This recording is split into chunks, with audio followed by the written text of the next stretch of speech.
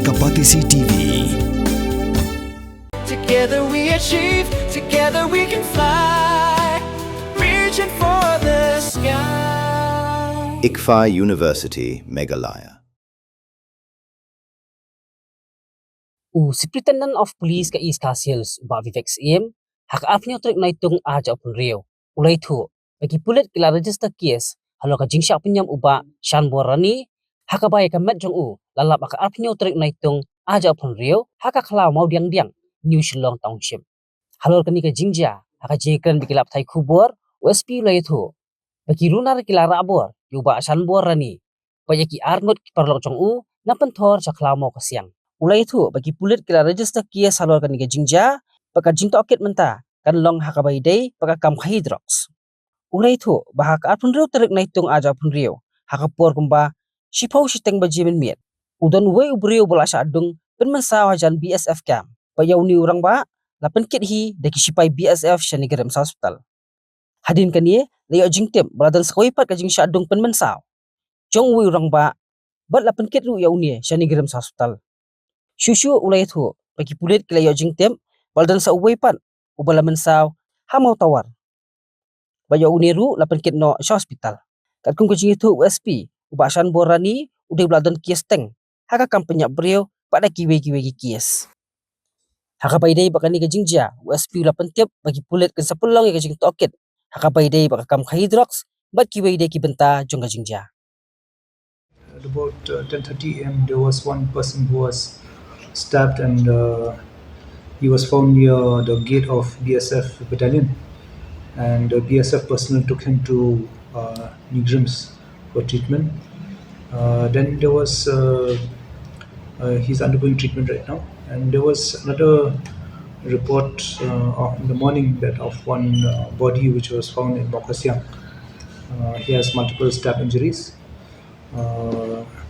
The body has been taken to Nigrims for postmortem examination. We are registering a case on this matter, and investigation will commence. There was another person who was in the same group. He was found in Mautawar, also at night, and with injuries on his person. So he is also been hospitalized, and so it appears that these three people were together. The deceased is identified. His name is Shanbor Rani. In fact, he was also involved in many cases earlier on, and in the offences of murder and under the NPS Act. So we have registered a case, and we will investigate the whole matter. Is it a road clash or what is it? As of now, we cannot say what is this about, whether it's any, what is the motive behind this killing, whether it has to do with, whether it has to do with anything to do with the drug trade, or whether it's vendetta killing. Once we investigate, then we will be able to get some clue as to why this killing of Shanbor Rani happened. Stangshwa na kumijong yo jintip stangshwa na pentor ke nangta kadang kating jinisha labor nangta ter hadu lapoi hakram kusya te kini armor ki opet ne ki lasha tombor kan ki yo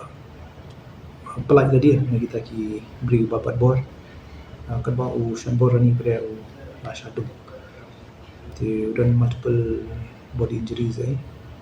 te yo u lasha Nigrims kan ba Nigrims but kinde postmortem te hospital te ya kani la list case but ka doket la yashpa nimnam am ba kan ka ji khon ne am tama ubri wo la dan multiple injuries kan to te bot kai long shir khai ta jin dum lo but ngin hapet kai go de shaldet ka ni padao jong ka dum ni ka kam la galong wa kadon ji ashun kadon kata ka revenge killing kadon kata ka jinya kaja alor ka panu ka jing theory dia khamtam ni pejana ka drug angle ba kini ki nong hai drugs company atet te ya ka ni ya oke ni api bang kena menu badan ke kita hibrio atman itu ba kin khambon bagi dan langot kini lade ban khambon ni kita ki langot hari la token la salah ke Indonesia kan mo kidan ke kita hibrio kanong ba bernihan kadon ha uput usam ha pedeng ka Assam bat Meghalaya ka we ka tham artli ki jala ha ka benta jong ka Assam dan kumba ar phautli ki karkhana red category bat ka Central Pollution Control Board